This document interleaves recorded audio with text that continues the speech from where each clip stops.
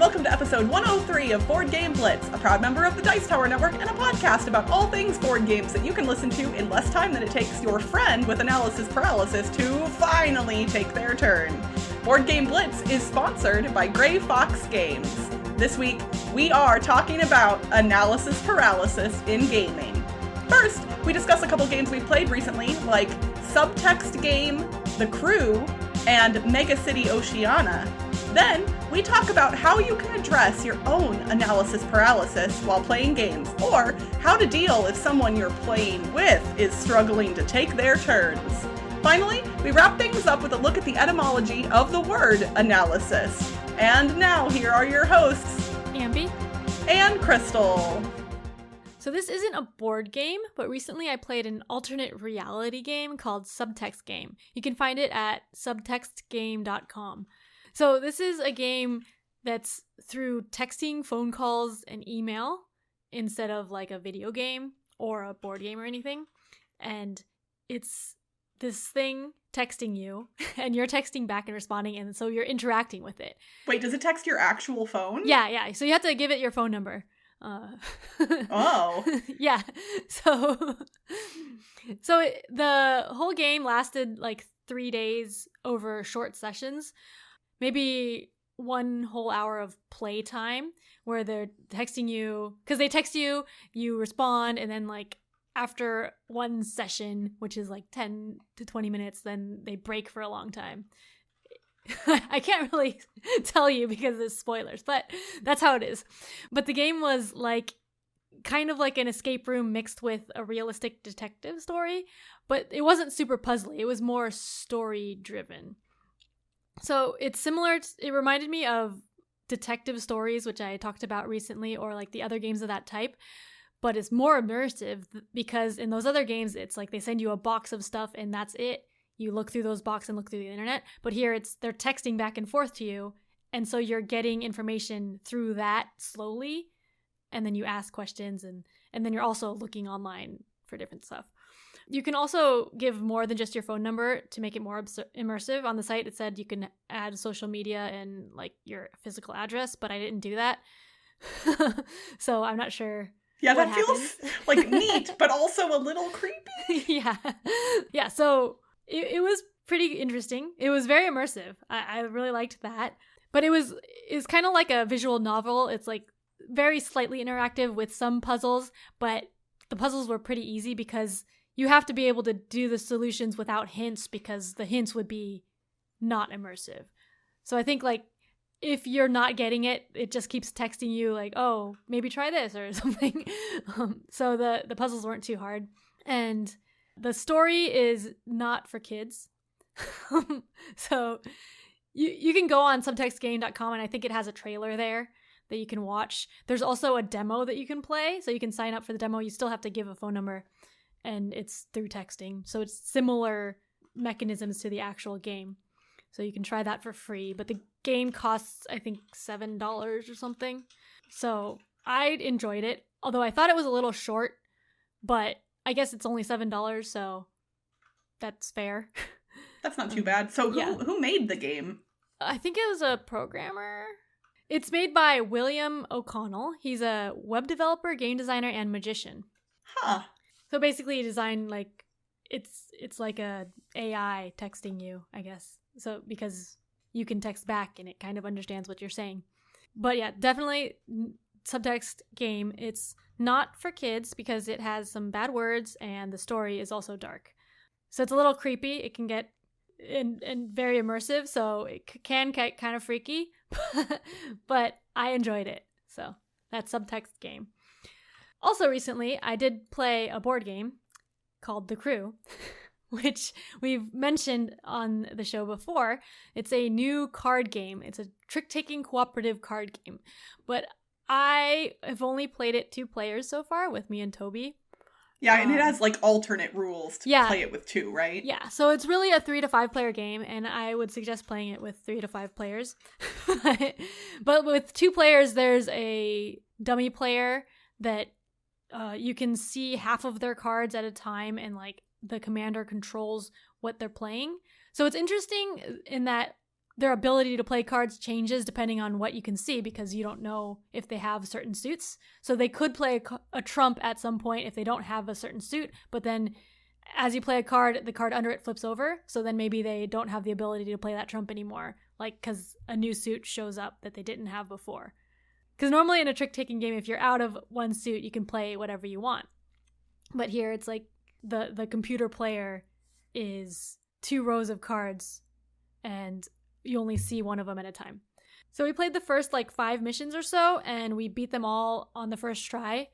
Both Toby and I are know how to play trick-taking games, so we're comfortable with that, and it was pretty easy for us. So then we skipped to the last mission, and we beat that. Wait, you just skipped to 50? Yes, because it was too easy. So we skipped to 50, and then we also beat that on the first try. So, yeah, it was a bit too easy at 2 players. This game definitely is harder the more players you play it with. So 3 is easier than 4 is easier than 5. So I imagine, 2 is probably the easiest. Yeah. It's kind of like 3 with the dummy player, though. So it's like that. But then it's interesting. You can see their hand, but then the face down cards give some interesting things to it. But yeah, I want to play it with 4 or 5 players. I'll have to wait. There is an online version. Oh yeah, I heard about that. We should try and make that happen. Yeah. So that's the crew. Don't play it at 2 players. All right, Ambie, I have a confession to make. Mm-hmm. Well, I haven't really actually been playing many board games lately because I can't meet with my game group and don't have anybody to play games with. So I'm going to actually talk about one of the games that I played at Dice Tower West because I played a lot of games there that I didn't get to discuss in detail. And this one was one that I had been wanting to play for a long time, and that is MegaCity Oceania, which is from Hub Games. And when it comes to dexterity games, it's rare that I find one that I dislike. For most, it seems like kind of universally, most dexterity games I enjoy to some degree. And this one, because it also has a dexterity element, I was like, oh, I'm probably going to like this. So let me explain how it works. In MegaCity Oceania, you are constructing the world's first oceanic mega city. I know, the name, very descriptive. So you're building these towering skyscrapers on floating platforms and then moving those floating platforms together to form the city. So players collect contract cards that give specific requirements for what the structures have to be. Then you draw building materials out of a bag, and those could be, they're plastic pieces that are different colors, and the different colors signify different types of material like glass or metal. And then you construct your structures onto these tiles. And then once you've completed a structure, you have to add it to the city by actually pushing the tile into place. So what's interesting about this game is when players are taking their turns, you're picking up cards or drawing pieces, but all the other players are building their structures while you're taking your turn. So there's no real downtime in this game. And those moments where you're watching someone else push one of their tiles into place and trying not to knock over all the pieces that they've built is super tense and really exciting. And everything looks gorgeous on the table. I will admit, I thought I was going to like this. I already was it's dexterity, it's whatever, I'm going to like it. I really liked it. Really, really liked it. It doesn't do the thing that a lot of dexterity games do where it feels silly. And that's not a criticism on games that do feel silly. I like silly games a lot. But this one felt more deliberate. It actually made sense that you were constructing something and moving it. The story and the theme, it all gels really well. And so I think it kind of makes it something special. I don't know why it took me so long to play this. I love it. It's great. I highly recommend it. If you like building things out of plastic pieces and you like dexterity games and you want a dexterity game that's something a little bit more, I would actually liken this kind of to junk art, which I also really like because it's got more than just dexterity, but I actually think I like this more than junk art. So it is probably my favorite dexterity plus other things game now, which I don't know how many of those there are, but this one is super great. I love it a lot. So, have you played this one, Ambie? No, I haven't, but it sounds pretty neat. Yeah, I really do like it. I would recommend it to anybody. If you get a chance to check it out, definitely do that. So that is MegaCity Oceania.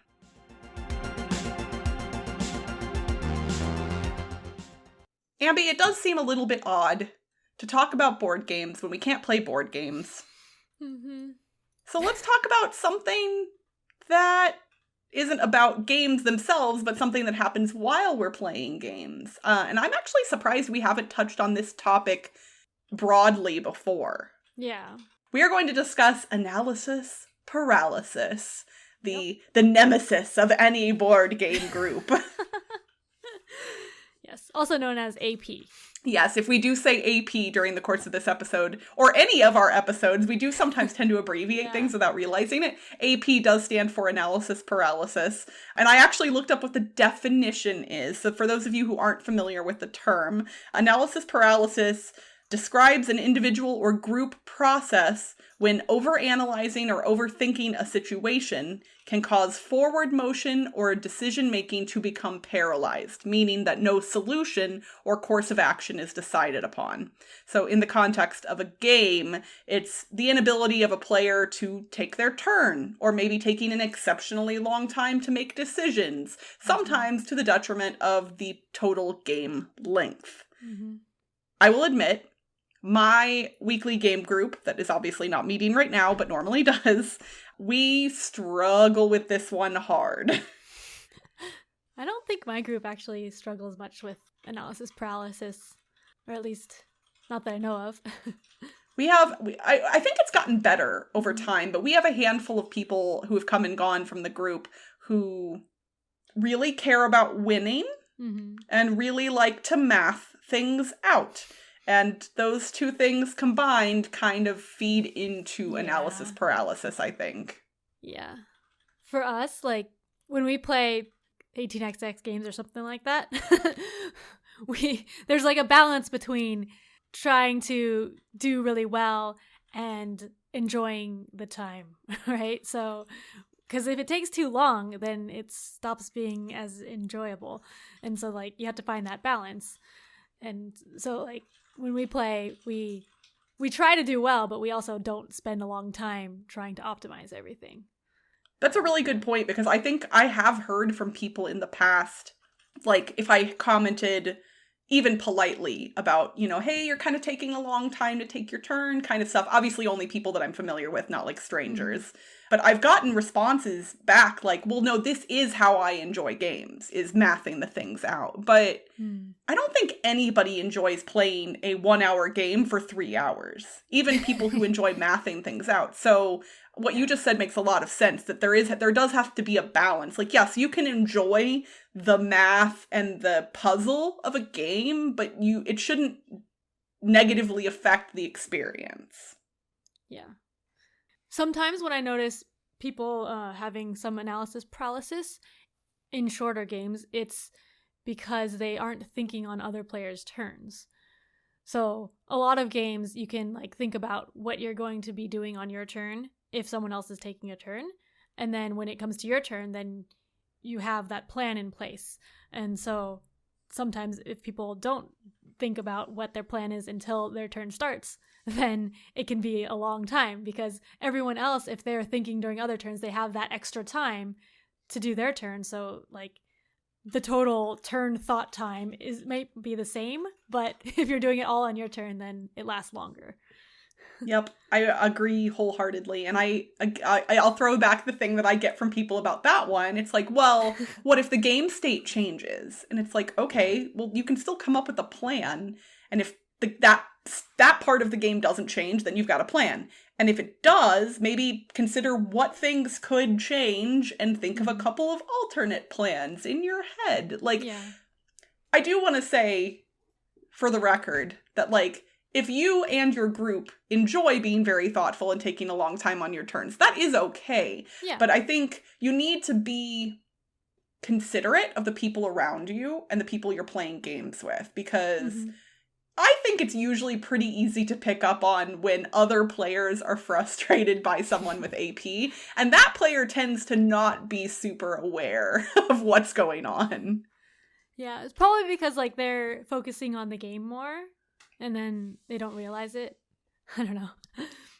Yeah, But since my group has struggled with this, I've kind of tried to come up with solutions for how to deal with AP, and I am not excluding myself when I say my group. I'm not saying everybody but me. I've definitely struggled with AP before as well, for a lot of different reasons. You know, my game group meets on Thursday evenings, and so when I would come straight from work, often my brain is a little bit fuzzier. You know, I've been working all day, and sometimes it's hard to focus. Sometimes people have things going on in their life outside of board games that could be affecting them too. So it is also important to be kind to people and not, you know, judge them necessarily. Mm-hmm. For me personally, I try to, kind of like I said earlier, try and plan for a few different possibilities in my head for when it gets to my turn. But I struggle with that. Sometimes if I come up with a plan that I really, really like, and then the game state changes and I can't enact that plan anymore, it sometimes is hard for me to divert to something else. And I struggle with that moment of, okay, what do I do now? And that's hard for me, and I imagine it's hard for other people as well. Yeah, I tend to, in general, like, think ahead a lot.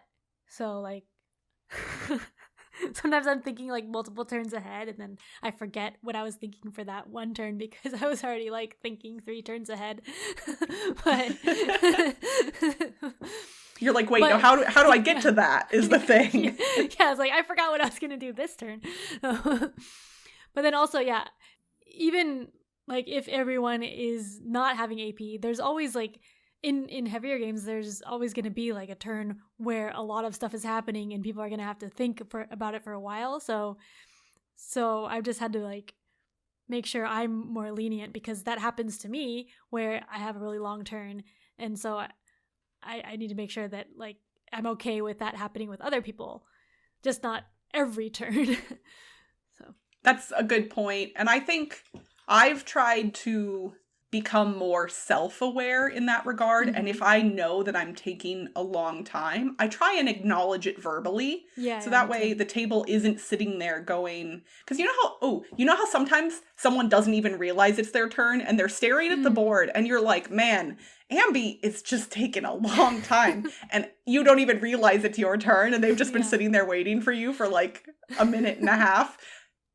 Sometimes that does happen, but but for me, if I know I'm taking a long time, I try and kind of be aware. I'm like, hey, I'm really sorry. I know that I'm taking a minute with this, guys. I promise I'm going to wrap this up. I think that helps kind of make it easier on other players if you can self-acknowledge too. Yeah, it does. But on your note of people not knowing when it's their turn, for us, Toby, like, keeps good track of whose turn it is all the time. And so he, like, tells people, hey, it's your turn now, or, like, your turn's coming up.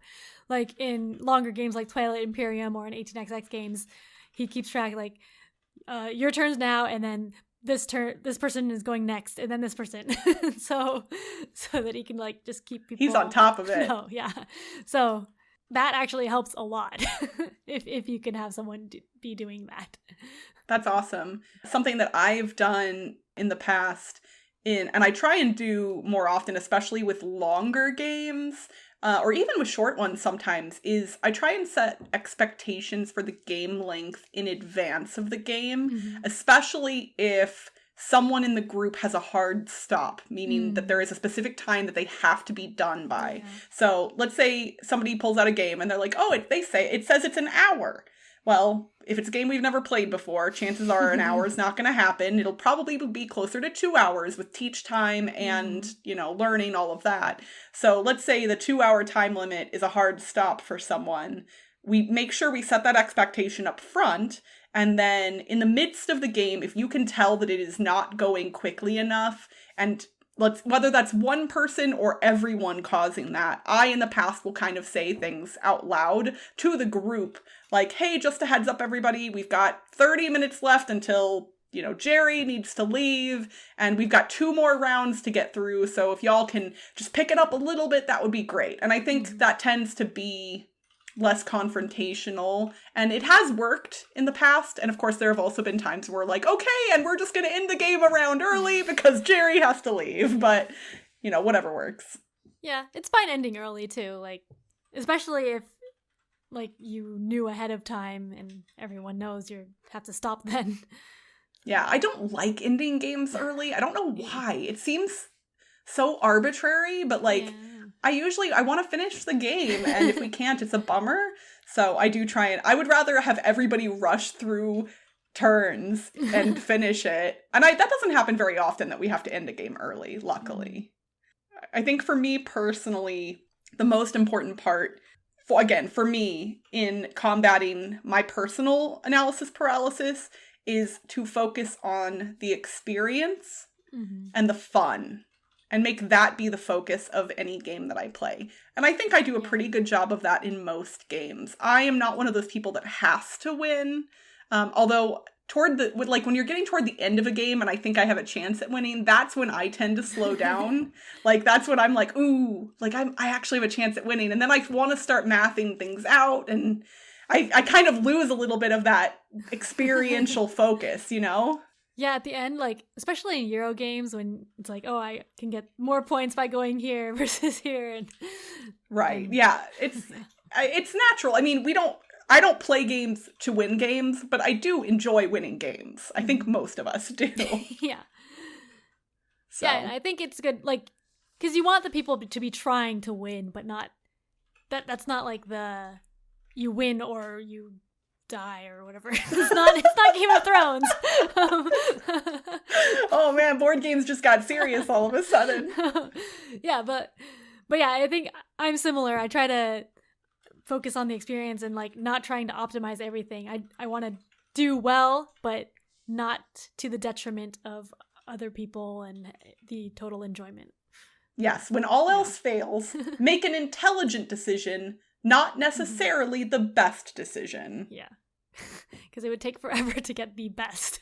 Oh my gosh, always. And plus, sometimes you don't even know what the best is. There is no definitive best. Because you don't know necessarily like what cards are in other people's hands, or where the dice are going to roll, or what tiles are going to come out of a bag. It's just, you have to make a decision sometimes. I would love to hear from our listeners. If you all have any stories of people having analysis paralysis in your game group, what you did or didn't do, if there's just an amusing anecdote, or what you do to combat AP either in yourself or to help your friends with it, we would love to hear from you. So please head to Twitter, Facebook, or our Board Game Geek Guild or our Instagram and comment on the tweet/post/ whatever for this episode and let us know. I know all of the places. We'll take feedback wherever we can get it. And we've had a lot of people interacting with us on social media lately, which has been really fun. But yeah, we'd love to hear your stories and helpful hints about how to combat analysis paralysis.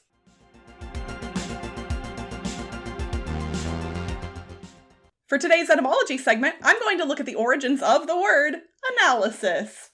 The English word analysis, meaning resolution of anything complex into simple elements, originated in the 1580s and came from a medieval Latin word of the same spelling, which in turn came from a Greek word of the same spelling. The Greek word analysis meant solution of a problem by analysis, or more literally, a breaking up, a loosening, releasing, and came from a noun of action, analine, which meant unloose, release, set free, or to loose a ship from its moorings. Analysis is the opposite of the English word synthesis. So here's hoping the players in your next board game are able to synthesize each of their turns in a timely manner. And that's it for this week's Board Game Blitz. Visit our website, boardgameblitz.com, for video and blog content, as well as to get links to all our social media pages. This episode was sponsored by Grey Fox Games. If your game collection is looking a little dull, grab a copy of the new Zoned Out from Grey Fox Games. This brightly colored city building game comes with 6 additional promo cards when you order directly at greyfoxgames.com. Grey Fox Games, quality games cleverly crafted. Did you know you can support our show and get cool perks for as little as $1 a month? Become a patron to listen to unedited episodes and join our private Slack channel, which lets you chat with us and other Blitzketeers directly. Head to patreon.com/BoardGameBlitz to become a patron today.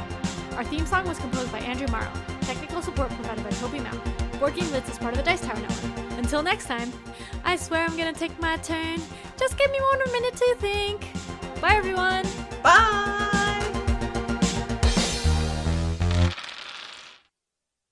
This brightly colored city building game comes. Okay. This brightly colored city. In our last episode, we asked you to retheme a Friedman Fries solo game for your scared buddy. What game was that, Ambie? That was Frightened Friends Friday. It sure was. So for this episode's alliteration puzzle, remember the answer is going to be 3 words, all starting with the same letter. We're asking you to retheme a game that's like the movie Alien for birds that Cinderella sang about who are sick to their stomachs. Good luck, everyone.